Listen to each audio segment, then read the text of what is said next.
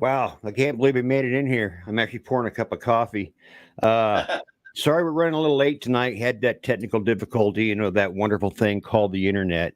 Hey, tonight I've got my guest, as you can see here with me, is Dave. I mispronounced it right, La Fleur, I Correct. believe is Yep. how it's pronounced. Yep. And Dave was with me, or was, yeah, he was with me, or I was with them, I guess, at the Stagecoach Inn.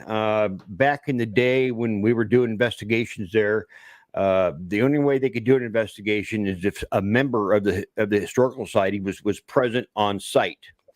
So, of course, that would be me.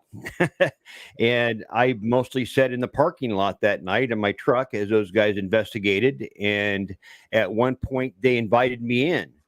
And I did a little bit of videotaping. And I don't know. Anyway, Dave, tell everybody a little bit about that night and how things kind of turned out.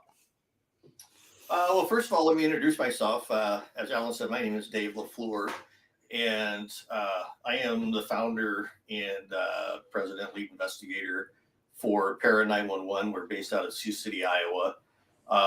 I've been investigating paranormal since 2008.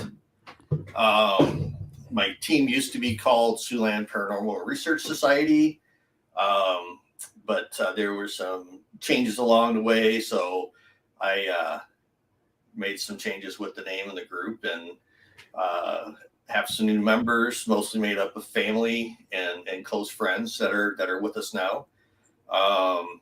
And yeah, we've been pretty busy. As Alan said, back in 2014, we investigated the Stagecoach, and it was an interesting place. It's got a lot of history to it. The building is rather old, and for as old as it is, it's in really good shape. And Well, they took really good care. The Historical Society does a really good job of taking care of it. It is the cornerstone, basically, of Ida County. It was where Martha and John Moorhead, along with the Comstocks, they were the original. In fact, they're still up there. I don't know if did you go up on the Cemetery Hill, Settler no, Cemetery? Well, the Comstocks are buried up there. They're the only I guess, bodies that were not recovered when they moved the cemetery to the new location. So their bodies are still up there in the old settler cemetery. But yeah, the Historical Society does, they take really good care of that location. And to their surprise, it turned out to be haunted. And you were there to validate some of that. yeah, we had some interesting things that happened. Hold on one second. Sure.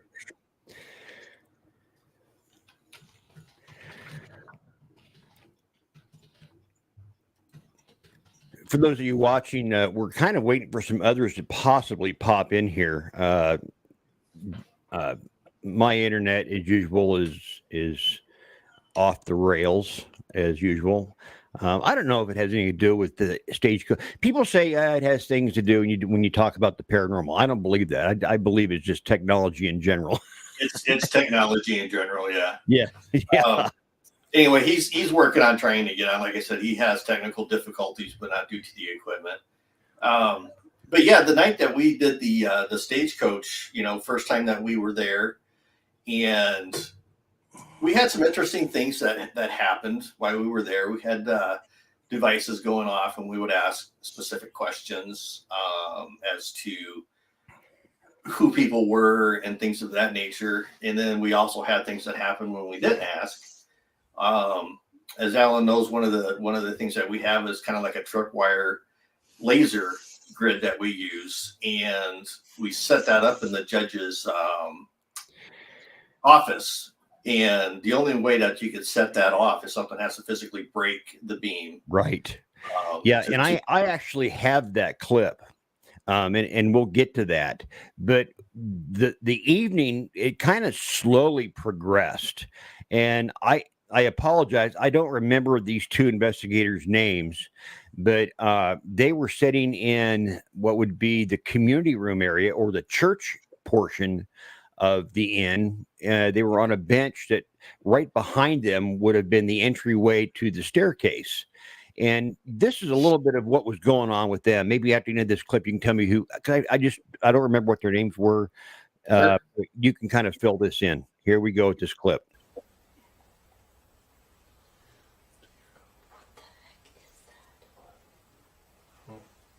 Oh my gosh, I am gonna be insane by the end of the night because something keeps in my ear ever since I've been in this house.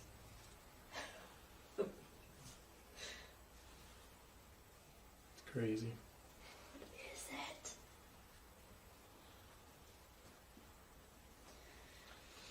You know, it's interesting. Anybody that has long hair, at some point or other, they feel as if something plays with their hair.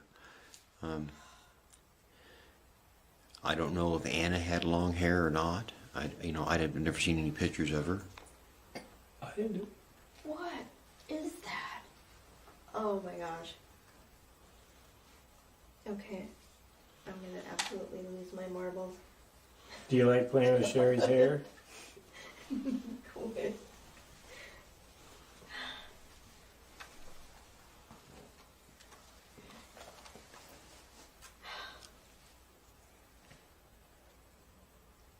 It's like a buzzing or a psst in my ear. It sounds like there's a bug stuck in my hair or something. It's driving me absolutely crazy. Since you've been in the house? Yes. Yeah. Really? Yes. It's following her around because we went upstairs. It was doing it upstairs, and it's doing it down here. It was doing it when we were doing the EVP session over there with the teddy bear. It's absolutely just driving me crazy. I might have to have a straight jacket by the time this is over.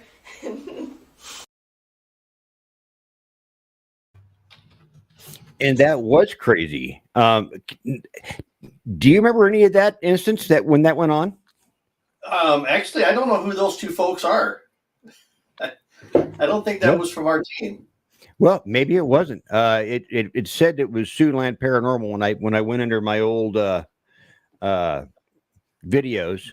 But anyway, I do have one of you two, of you and well, it'd be your partner. Let me see. It's this one here. This is the one that you were referring to with the tripwire or the alarm. You make this move?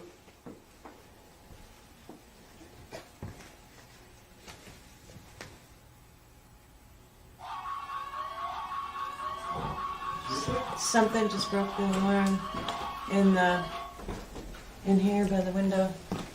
That should not have gone off. It's right by the window where she got that. That's at his window, she said. That's where we put the sub. That should not have gone off. When did that cord start moving? What sound? When you did the last song, Clementine? yeah, and then the gunshot again, and then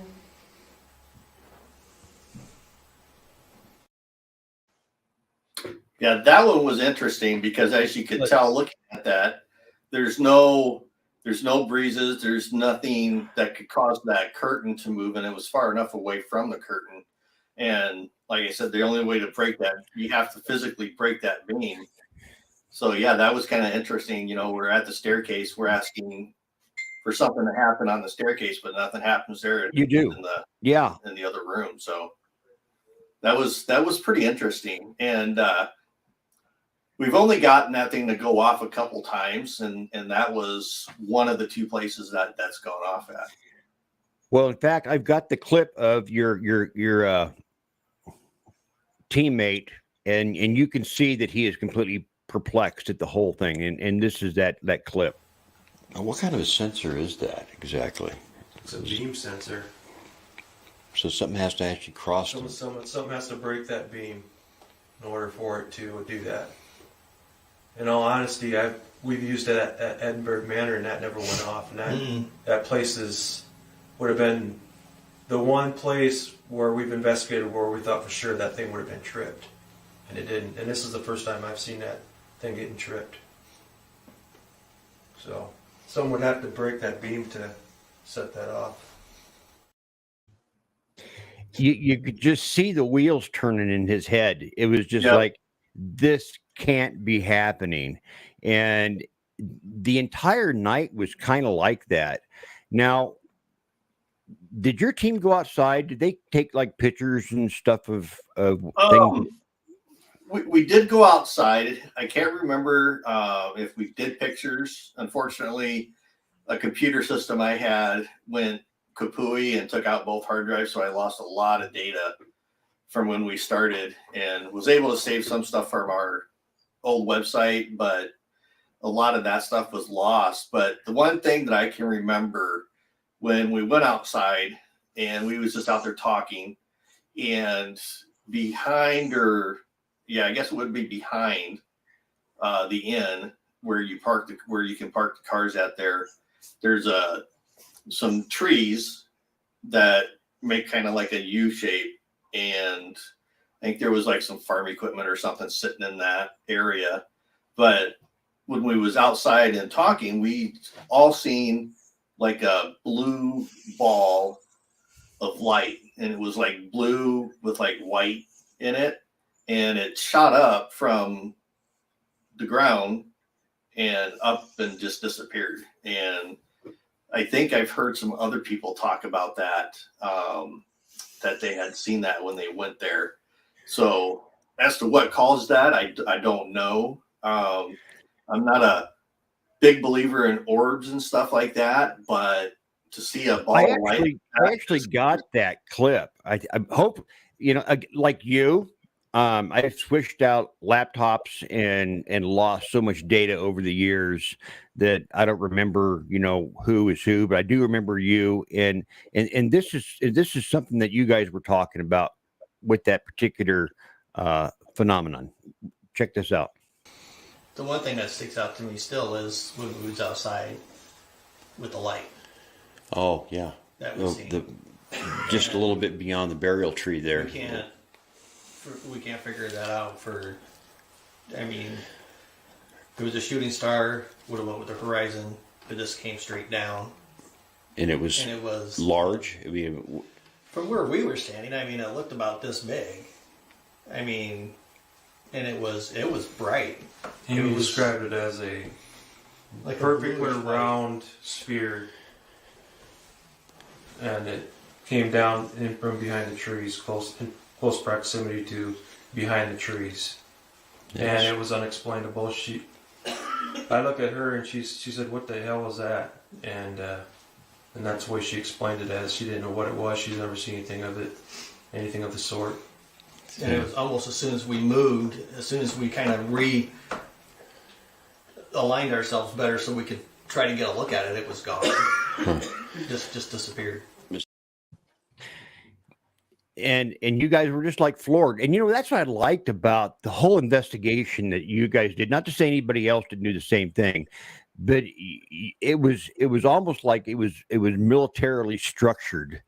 In the manner that you investigated, never got, you never suffered from basically shock and awe. You were pretty focused and trying to figure out what things were, what was going on.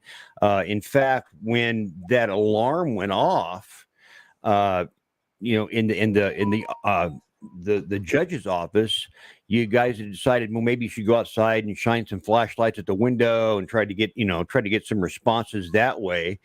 And you never did. It never happened again. So, right. I was really, really impressed in the manner in which you approached the entire investigation, which was, to me, it was fantastic. And that's kind of how we investigate. And that's kind of how we still do things today. At that present time, myself and the other gentleman that was there, Dean, we both come from a law enforcement background. So investigating is kind of, part of that. So, it's question everything and check everything twice. And, if we have something that happens and we can't explain it, we're going to try to figure it out and try to make sense of it. And you did. You don't have anything left to, chalk it up to other than unexplained. Right. Again, I apologize if this isn't a part of your team. It was in the collage of files that I had from the Stagecoach Inn. But there was, if they're not, it's still a really cool piece of evidence. These two investigators, whether they're with your team or not, they took a photo of something that was really unique that was outside when I questioned them about something that was going on out there that they were looking at. So let me know if this is your team member or not, and maybe at some point I'll figure out who it was. Anyway, here we go. You know, one of you caught something kind of interesting outside on your camera phone. I caught what looks like either a fairy or an elemental, and it's pretty big, and it's over by a tree out back. And I also caught a red orb out back just a little bit ago, which is a little freaky. I've never seen a red orb before.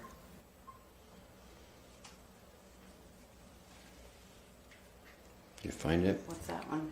That's Okay, the this is- elemental or the fairy. Let me see if I can get that. I'm gonna take this off. That is just like very, very wild. I'm gonna zoom in on that a little bit.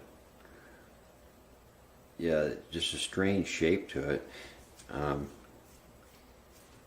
Yeah, pretty cool. So yeah, that's pretty interesting. So I can't say who that, but yeah, and in fact, I just got a still shot of that, and that's what this looks like.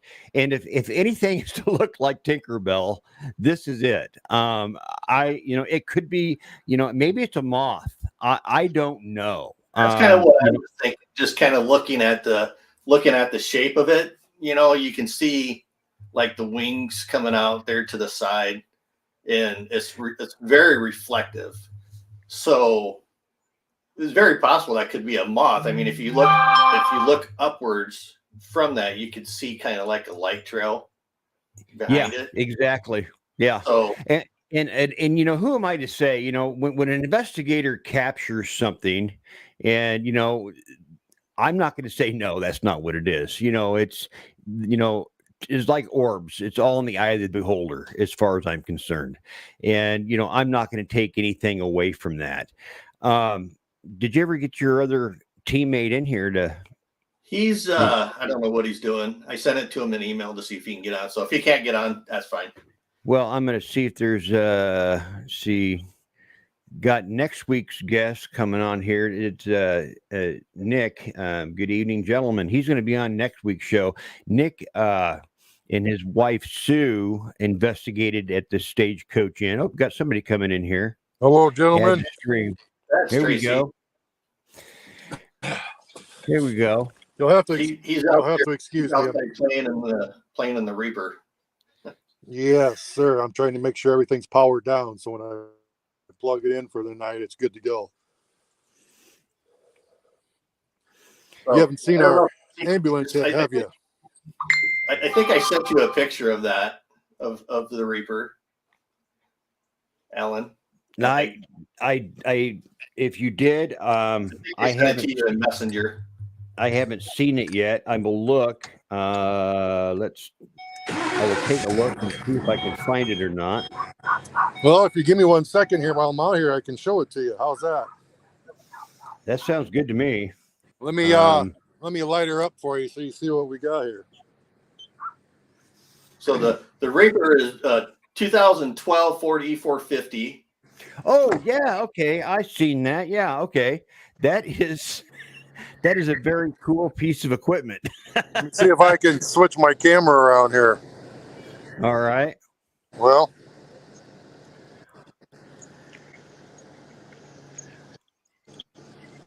I'm not seeing my spot where I can switch my camera around, but there's a shot of the front of it.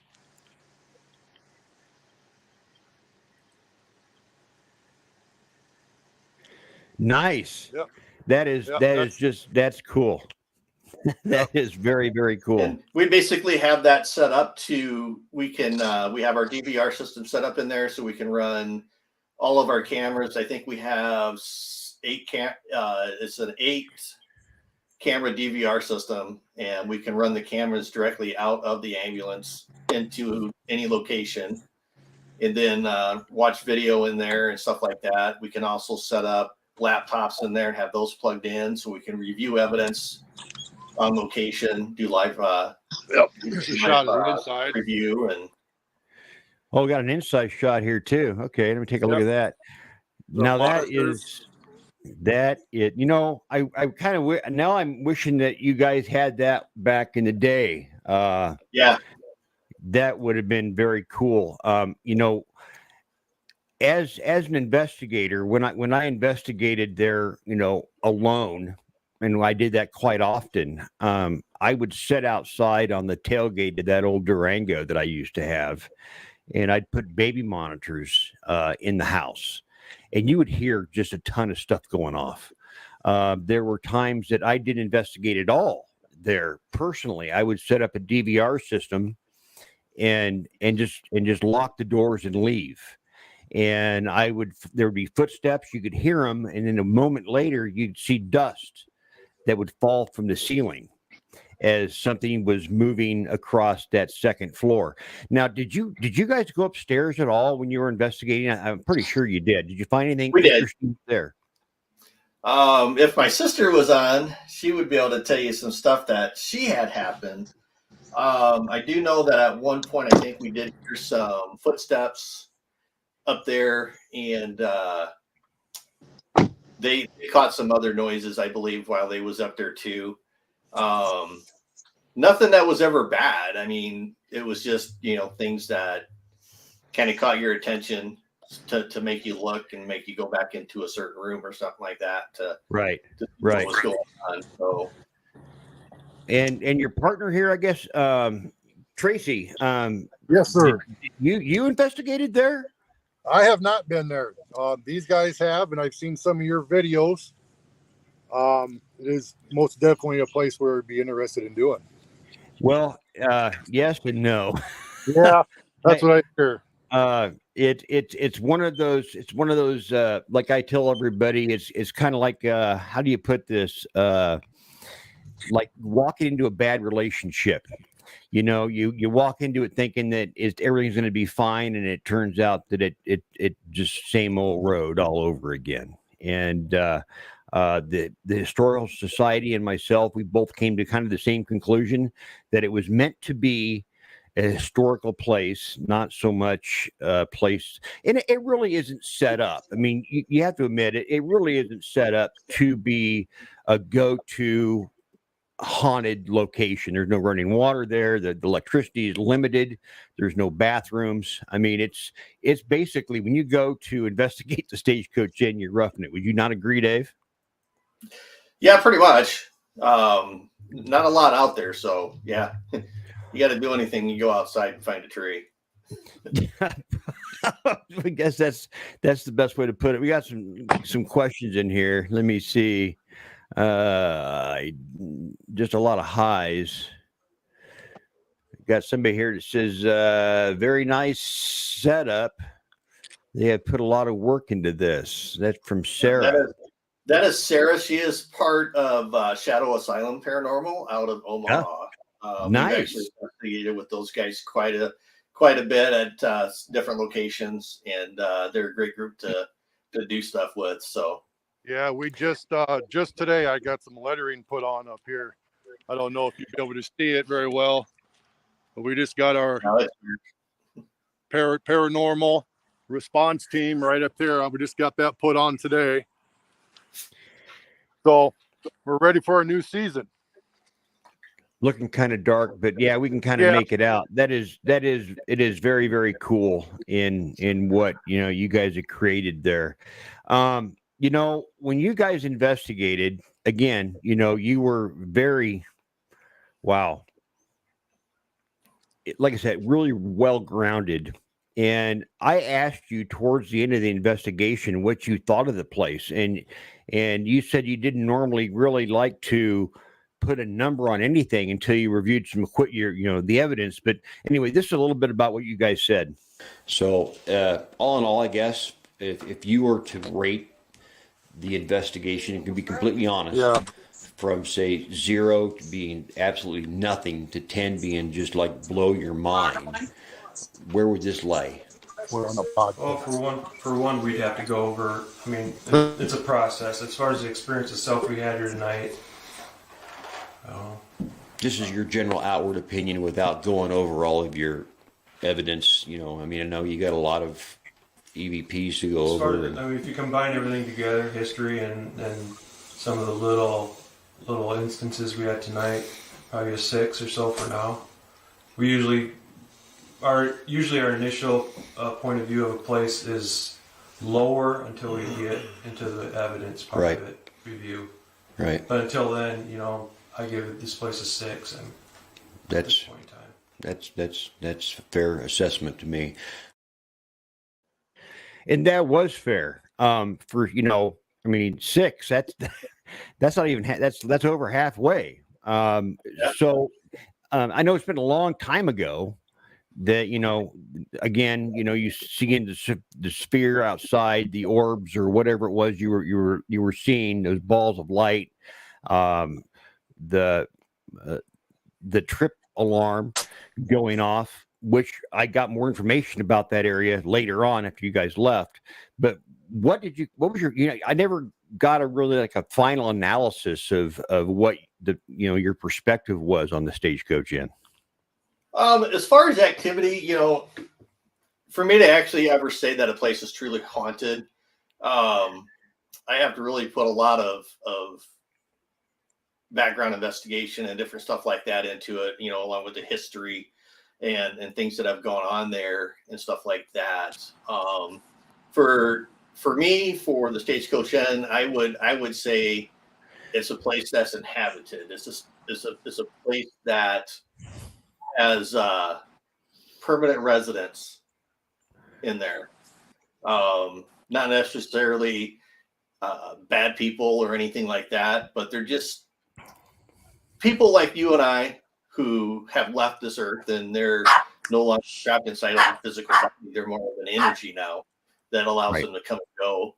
And I think that with having an attachment and, with the Stagecoach Inn being in Ida Grove and being part of a lot of firsts for Ida Grove, as far as, first general store, first church, first school, things like that, a lot of people have passed through there on their journeys and stuff like that. So, I mean, there's a lot of energy that could be, grounded within there, on top of the people who actually lived there and did things there on a daily basis. So I would say that it's inhabited and it has permanent residents there if we like to come and go and check the place out. And that's a fair analysis. Unfortunately, it's not open to investigators anymore, which I think, again, it's probably a good thing, but it is open for tours. There are people in Ida Grove that do still to this day wish that that was still open for investigating, that would like to experience the paranormal, so to speak.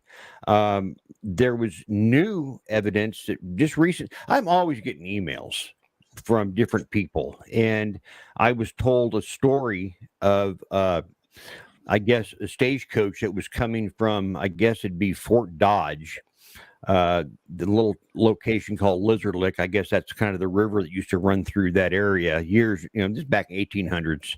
Anyway, the stage was real close to the inn when it was robbed, and the gentleman that robbed the inn, he got a small satchel of gold, but during the robbery he was shot.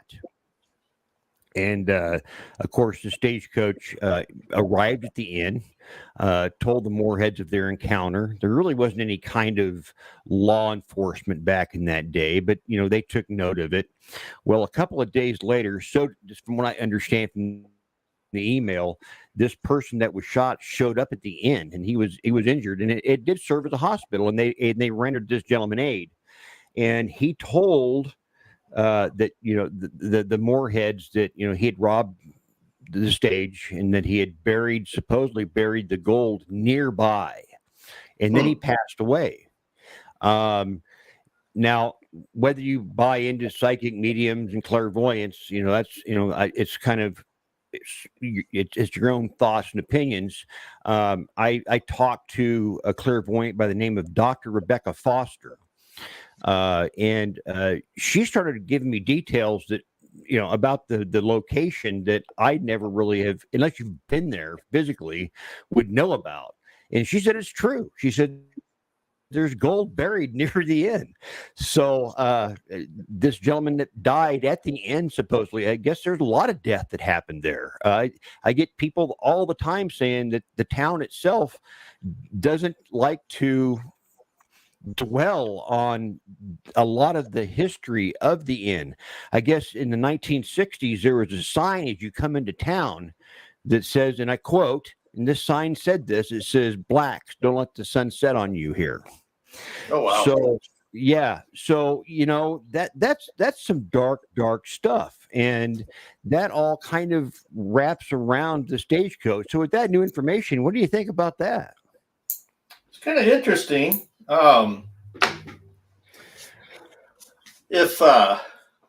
Yeah, I mean, I could see somebody going up there with a metal detector and looking around. Yeah, I know.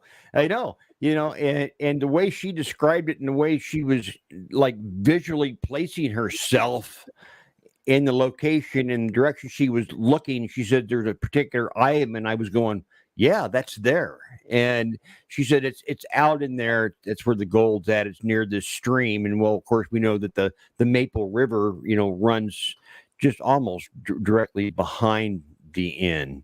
So, Tracy, what kind of experience do you have as far as and what do you do with Para 911 as an investigator? Well, I'm pretty much an investigator. Work on some of the equipment and stuff, get stuff set up. Dave and I kind of put a lot into the ambulance to so we got something to drive around in. We like to travel here and there. And personally, myself, in the 5 years I've been doing this with Dave, I have not yet been touched or have been scratched or anything. And oddly enough, that's kind of what I'm looking for. I want that experience so that I can feel what it was like and experience that. So we got some good upcoming stuff coming along, and I'm really hoping that I can experience what a lot of other people have, which I just haven't been there yet. And I can't wait till that happens to you too, because I'm going to record it so that we have it forever. I've been waiting for it, but our EVPs that we have and all the spots that we go, phenomenal. Just love it, knowing that there is something beyond us. Yeah, and I wish you could have experienced, yes and no. I tell people that all the time. I say yes and no. I wish you could have experienced a Stagecoach Inn. It didn't treat me well. And I think the reason why, and I've kind of come to this conclusion, is I basically immersed myself in that place for 7 years. I didn't come up and take a breath. I was there constantly. I would go, I worked at Rupp Tire. It was a tire store that was right there in Ida Grove. I would take my lunches. I'd go out to the Stagecoach Inn, and I eat my lunch on the porch. I'd go back to work, and when work was done, I would go back out to Stagecoach Inn and I'd investigate again. And I did it over and over and over and over again. I mean, I did that every day for 7 years, and it took its toll on me. I honestly feel if you invade something that it's space long enough, it'll invade yours. What's your opinion on that, Dave? No, I kind of agree. One of the things that I've said, and Tracy can back me up on this too, is that you have a lot of places that people go to, a lot of places that are on TV, for instance, and you get a lot of paranormal enthusiasts, you get thrill seekers and stuff like that who like to go to these places, and they're bombarded just about daily, every single day. And, they got people coming in asking questions and putting more and more energy into the location. And, there's some locations that we've been to where, you watch stuff on TV and stuff, and you hear other people talking about it that, oh, I had all this stuff happen. I had this happen. The equipment was doing this and doing that. And then we would show up to the location and do the investigation. not have any interaction whatsoever with equipment, but get some decent EVP. And I think the reason for that is that their energy is getting low, and they just don't want to interact. So the most they can do is an EVP and give us a word or two. There are a couple places we've been to where we did get activity with the equipment, and stuff like that. But the number one thing I always tell everybody is that everything you see on TV isn't how it really is. This is very true. In fact, there were many times in that 7-year journey, as I call it, that I would go out to the inn and it would be spooky quiet. I guess that'd be the best way to put it. It'd be nothing. I mean, you would hear sound outside. When you were outside, you could hear the wind rustling through the trees and the birds singing. You go inside that place and it became a vacuum. It would just be so silent and just in almost peaceful way, but in an eerie way at the same time. And nothing would happen for days. And then it was like the other shoe would drop and it would just be paranormal phenomenon tenfold. Why it went on like that, I don't know. I have my theories on it. I talk about it in my second book, In Conflict, where I talk about ley lines and vortexes. And I think the Stagecoach Inn is a part of those ley lines and vortexes. If you pull up a map of the ley lines across the country, there's 3 that make a really unique connection. There's 5 of them that connect at Edinburgh Manor over in eastern Iowa. They all merge together. And then one goes directly west through kind of the Ida Grove area-ish, and then goes back up northeast to what would be Spirit Lake, and then back down to Edinburgh Manor. And everything in between is like Des Moines, Ames, Fort Dodge, all these other places. And it's all right in between the Des Moines and the Mississippi River. And to me, it's like Iowa is just like a huge battery, and it has all this energy that just built up in the state. And I think Iowa is really overlooked as far as what paranormal phenomena is concerned. What do you guys think? Definitely. I think that's true. I kind of believe that. We have a couple places that we do exclusively here in Iowa. We're the first and only people that's really ever been in them. And for years and years and years, you would hear about activity at one location in particular that we were lucky enough to be able to get into before it was torn out. And it was a crazy, we had personal experiences on top of personal experiences. And, nobody would have known that ever really existed there for real, until we got in there and did it. And we was able to back up some of the stories that we heard from some of the other people that worked in this building. So, and I know, Tracy, you've had experiences. Most definitely, yeah. Especially that place that we went to that they tore down, which is, unfortunately, it's no longer there. And we were hoping that we could get our hands on it and actually own it, and do some investigations and stuff like that there. But it's gone, and I was hoping one day that we could buy it out and and start our own little thing going on. But yeah, there's a lot of places, and I see that the Midwest is overlooked quite often. There's a lot of places out here that people don't know about. We have a lot of good spots that we have to ourselves to more or less go out and investigate, but learn different tactics and different ways of doing stuff. Nobody else can go here, which is fortunate for us. But there's a lot of places out there that we're going to that we haven't been to yet. And we got some good things coming towards us here in the near future. Yep. And Nick, who is going to be actually on the show next week, he was a participant in the only event that happened at the Stagecoach Inn, and it was after I left there. I left Ida Grove. We moved back to Ankeny, and I got in touch with you might know him, Chris Moon. Yep, I heard him. Yep, and he was going to do an event in oh geez, forget what the name of the town is, but it's where the Klondike Motel is. And he was going to be nearby, and he wanted to take a look around. And he walked through the whole place, and he said, "Man," he said, "this place is just crazy active." Anyway, he wanted to do an investigation there. He said, "If you ever want to do like an event from here, you should get a hold of me." And I said, "Well, I don't know how to do that. I wouldn't have a clue. I don't even live here anymore." Well, we ended up doing an event, and it went completely sideways, and Nick was a part of that. And he pretty much confirms what I say, is in what he says down here. And I'll just kind of in a nutshell, the more you learn about these locations, the longer you're there, and the more you learn about certain individuals or entities, however you want to describe them, they're also learning about you. Would you agree or disagree to that? Totally agree. Especially the place that we go to, which is close by to where I'm at here in Iowa, was the first place that I ever heard anything, and it was spectacular.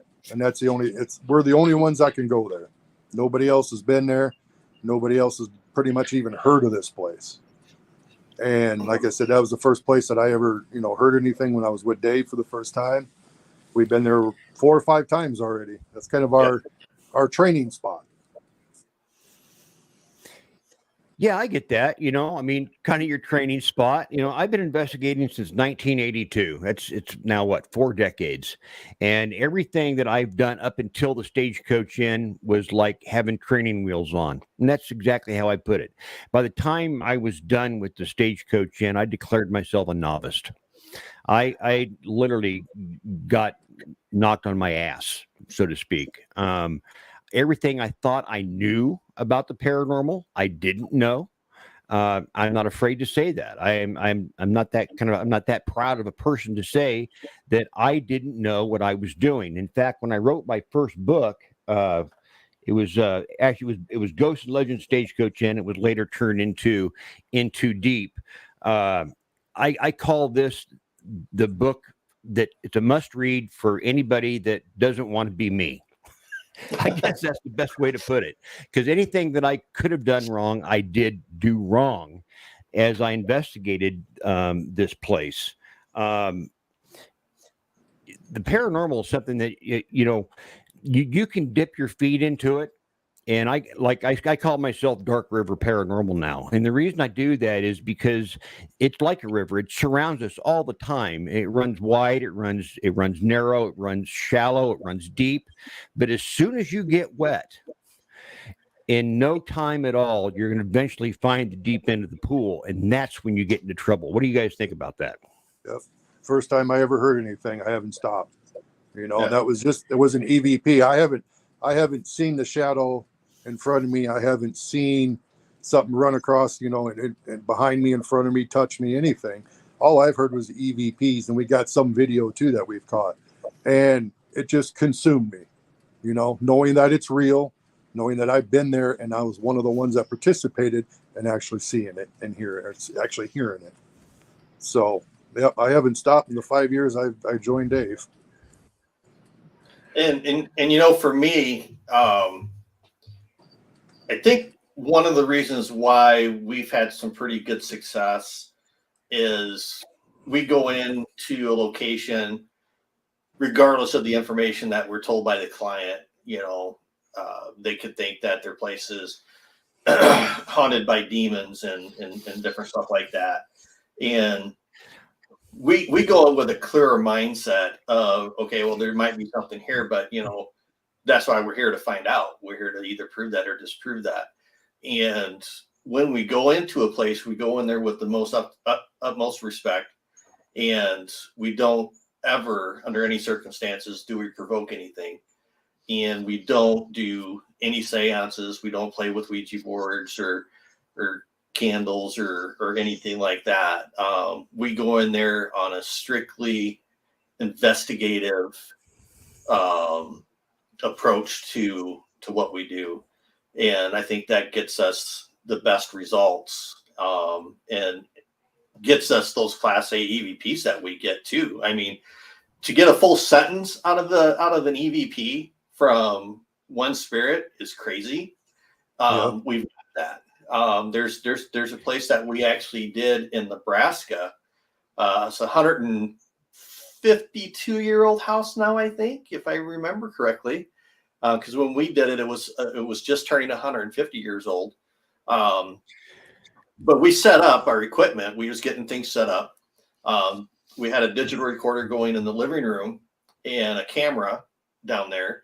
And then my wife and another team member, Tina, were sitting in the living room on the couch.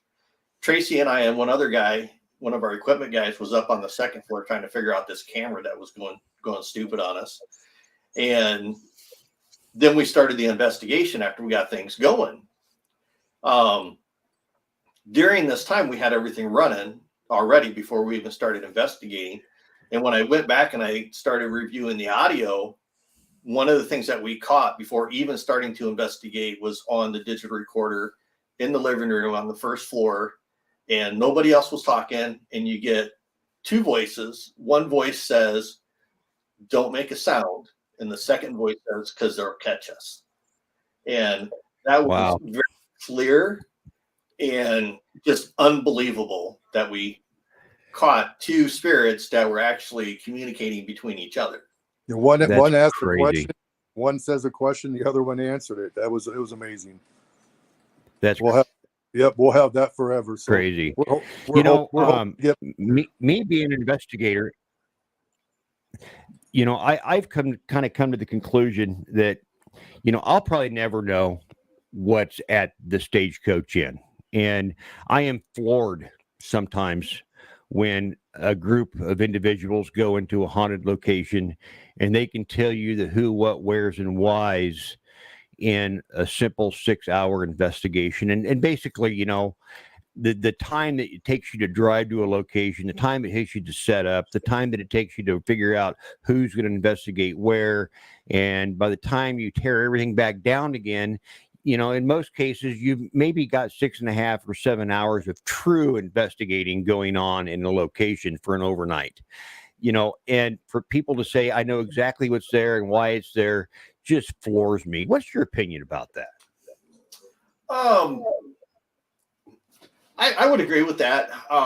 We kind of got to the point over the years that when we investigate, when we first originally started out, we would literally place a digital recorder in all the different hotspots and stuff like that. And a lot of times we would sit there and we'd listen and we listen and we listen and never catch anything until we was actually in that room when we were investigating. Then would we get maybe some responses to EVPs and stuff like that. So we kind of got away from leaving a digital recorder in every single hotspot. We do it occasionally, just depending on the location. But I find it that taking a digital recorder and having it with you and going in, doing an EVP session, whether it's for 30 minutes, 45 minutes, an hour.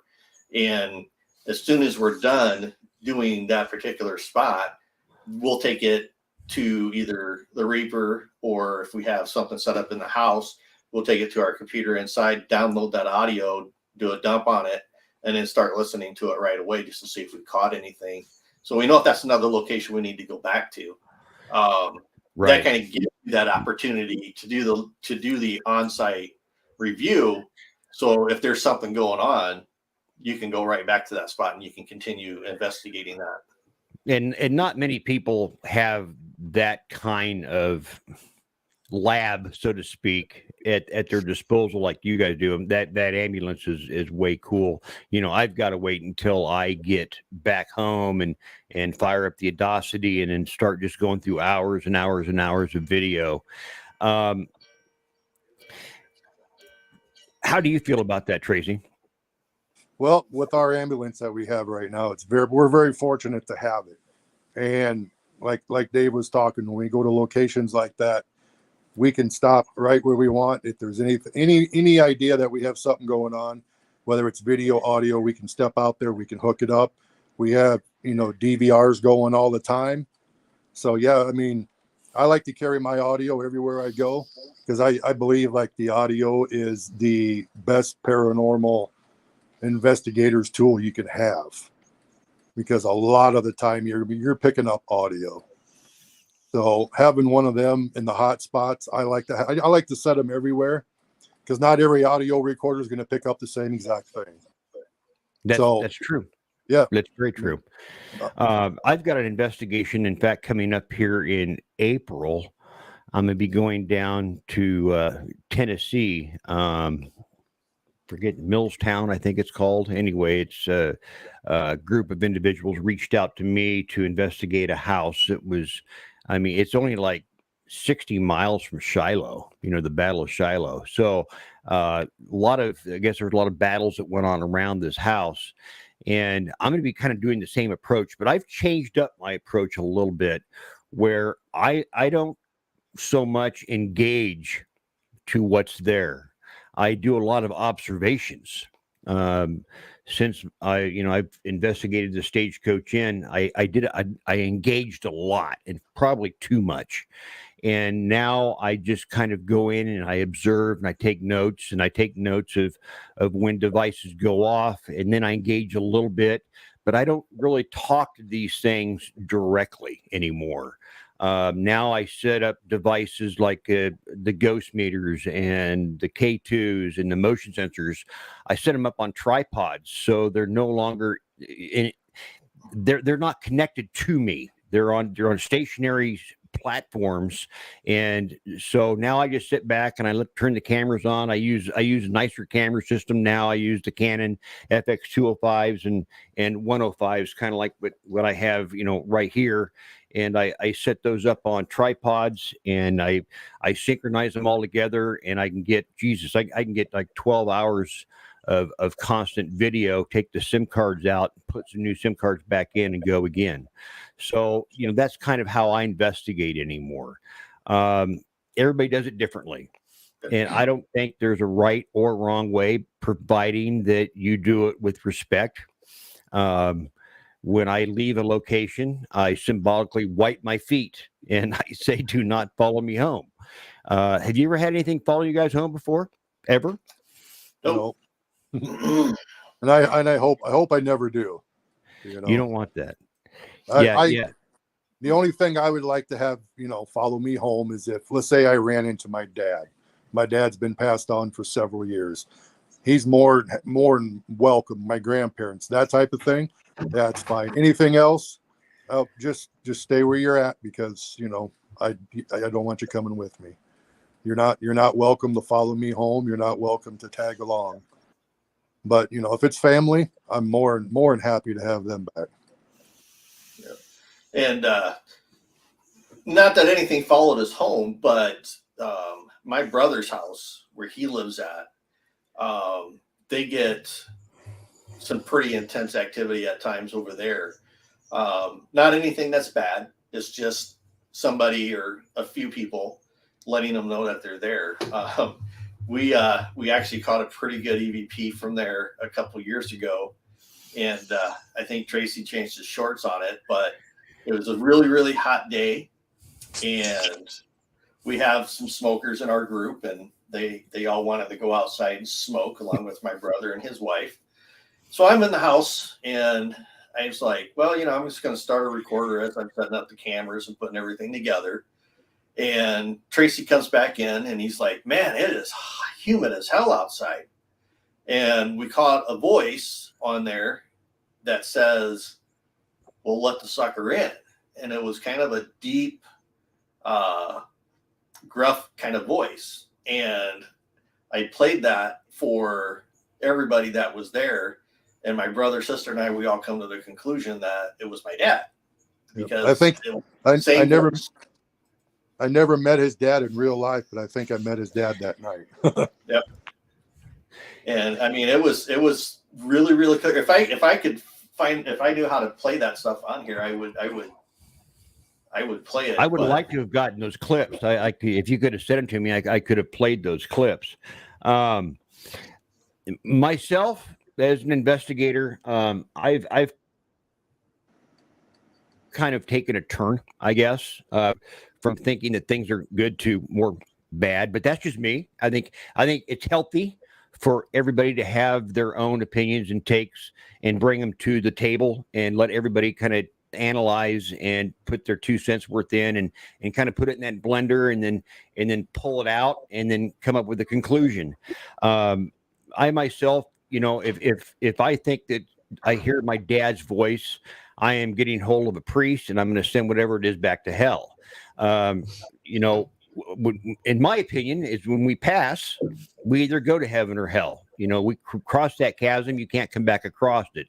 Only things that, according to a good friend of mine now, his father is, his name is Reverend Ruben Lopez. He's a priest with the Catholic Diocese out of New York. He's been on Haunted Hospitals. He's been on several shows. And he says that, these things watch us mourn.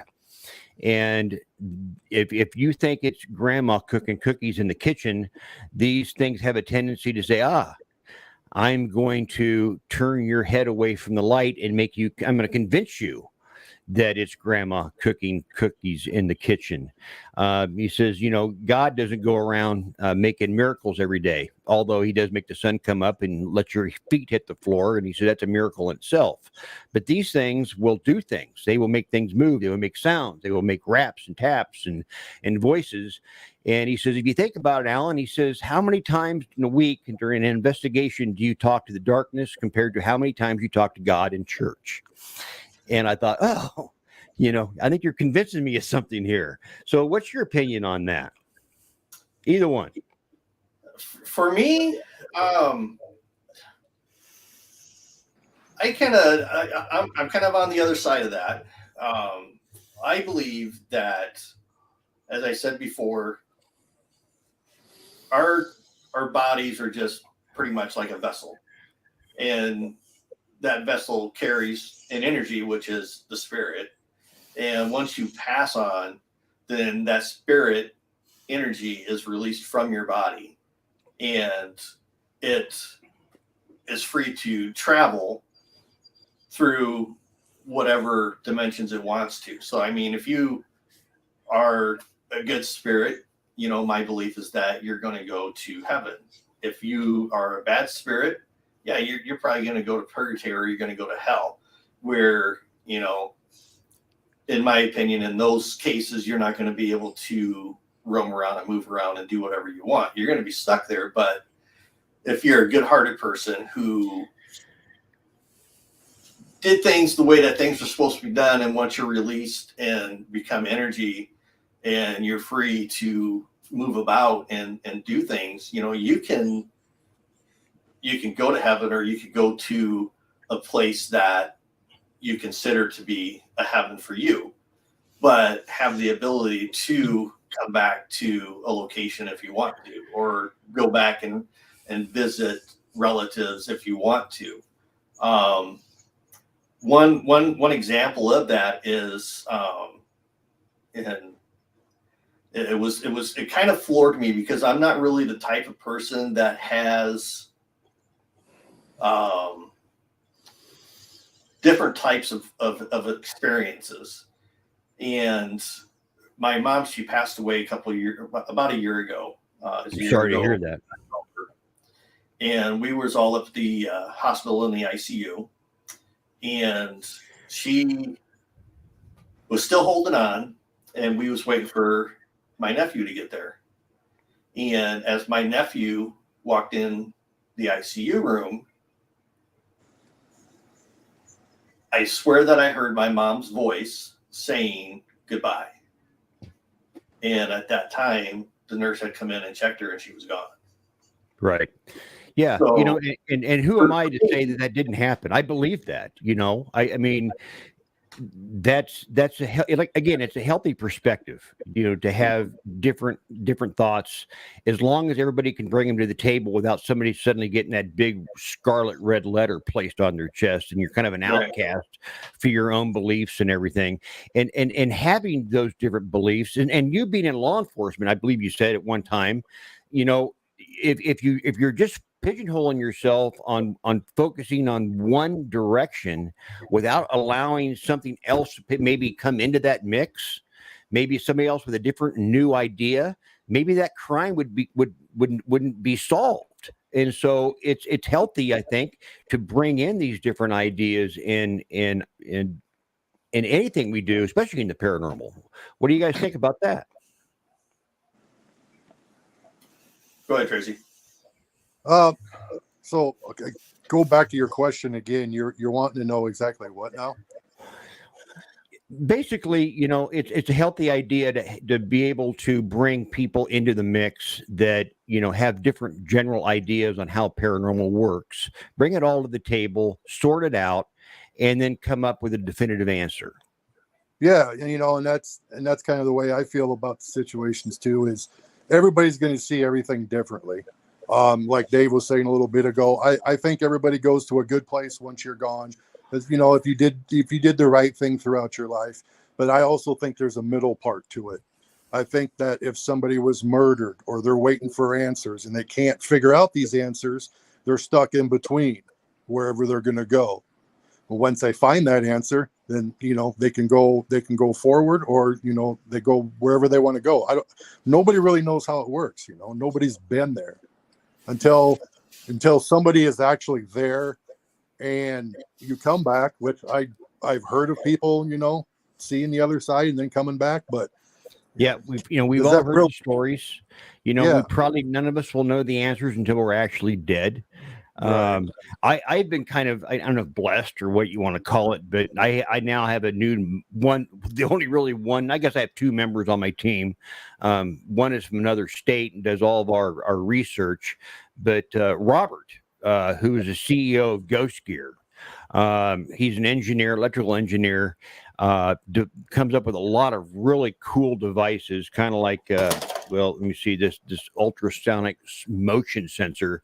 It has a technology in it, kind of like, let me see what's going on here.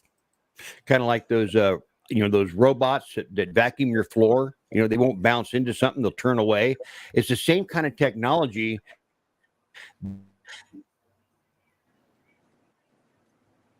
Oh, lost the audio. Can't hear you. How about now? You got it? Nice. There you go. All right. Yeah. Anyway, these things that he built is kind of like those little robots that you let run around your house. They see things and they move to avoid it. It's the same kind of technology, and he's come up with this kind of technology to find ghosts, and he doesn't know how it works. But I've had this thing go off several times. But anyway, in short, I know, Tracy, you didn't get a chance to investigate the Stagecoach Inn. I wish you could have. People ask me all the time, do I ever miss it? And do I ever go back to investigate it again? And I tell you, yeah, I investigate that place about 5 seconds of every day in my head. With all the times you've been there, Alan, what's your attraction to it? Just the things that you've picked up from there? No, like, again, I think it was kind of a love-hate thing. It didn't like it when I was there, and it didn't like it when I was gone. I was obsessed for some reason with that place. And of course, I write about it, and I really get specific about it in my book, In Conflict. I almost left the paranormal completely. I felt like I had let myself down. I began to realize that I had lost sight of who and what my purpose was. I believe that every investigator has lost track of what they're doing as soon as they begin to pay more attention to the likes and views of their Facebook page than they do about what they're actually doing. I don't give a hoot 2 cents really about people that view my page anymore. I just want to get the truth out there. And the more that people like to argue about the paranormal, if we as a group collectively argue about how this thing works, and people on the outside who aren't really believers in the first place see us argue about it and not to come to any definitive conclusions, it makes us look really kind of silly.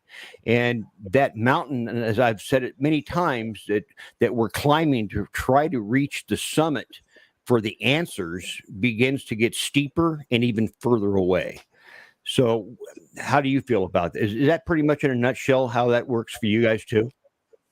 My saying is this: if you consider yourself an expert in something, Yeah. then you're misleading yourself, because nobody ever knows everything about everything. It's just not possible. And in this field, I mean, like we were saying just a few minutes ago, nobody's ever been there. Okay, all we can do is collect evidence and the proof that we can find while we're investigating. Not only is it thrill for us, but it lets everybody else, and try to convince, hey, you know what? There's possibly stuff on the other side, but no, there's not one of us, not even the guys on TV, that can definitively prove anything. Because as far as I know, it's not scientifically proven. It's just what we bring out as investigators throughout the whole world. I completely agree with that. And in fact, I know, and we've all met them.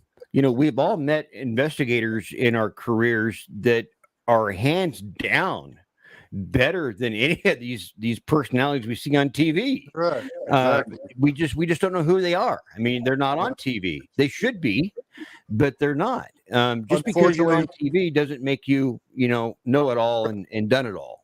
Unfortunately, us investigators here haven't got TV contracts, right? But we're doing the same exact thing they are and coming up with, the same evidence they are too. It's just that I really enjoy what we do, and with our year coming up, it's going to be a good time, and I'm really looking forward to this year.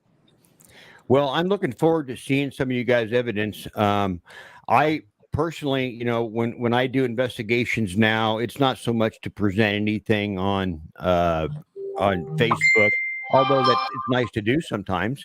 I just try to get answers for the clients that I'm working with, and if there is something there, I ask them the simple question: you want it here? You want to keep it? You want it around? If they say no, that's when I get a hold of a priest and I just try to get rid of it. So anyway, I'm kind of up against the clock here a little bit, and I want to thank you guys for sticking around. When I close this thing down, stick around for a minute. We'll talk before we leave. I just want to mention to everybody that next week, I will be having Short Bus Paranormal on the show. Short Bus was at the event that happened. I believe that was in 2016 when Chris Moon did his 3-day paranormal event, and things went completely sideways. Nick and Sue were there to witness all of that happened. People were getting scratched. They were getting burnt. It was just crazy. It was just crazy. So anyway, with that, I thank everybody for showing up tonight. Thank you. I thank Para 911 for showing up tonight. You guys, great guests. Engagement here was fantastic. I've always enjoyed talking to you guys ever since I met you. Again, very professional. If you ever want to have a group come to your location, these guys, I'm telling you, they are grounded. They're down to earth, and they'll do the best they can to give you answers. Personally, never met Tracy, but he seems like his train is on the tracks as just as it is Dave. So until next time, everybody, be safe, stay spooky, and I'll see you next time. You bet. Thank you.